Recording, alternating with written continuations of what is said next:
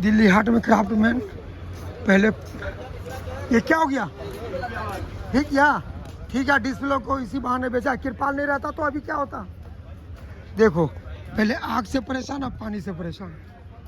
सब लोग बर्बाद हो गया, सब लोग बर्बाद।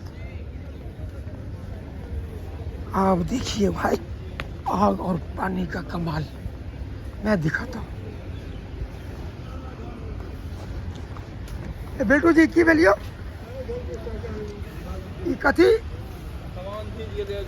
भारती जी के बड़ बाप रे, ये सब पेंटिंग है यो। अरे बाप,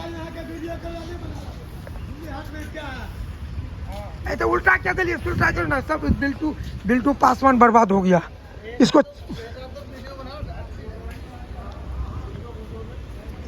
पहले आग से परेशान था, अब पानी से परेशान हो गया। ये दीपक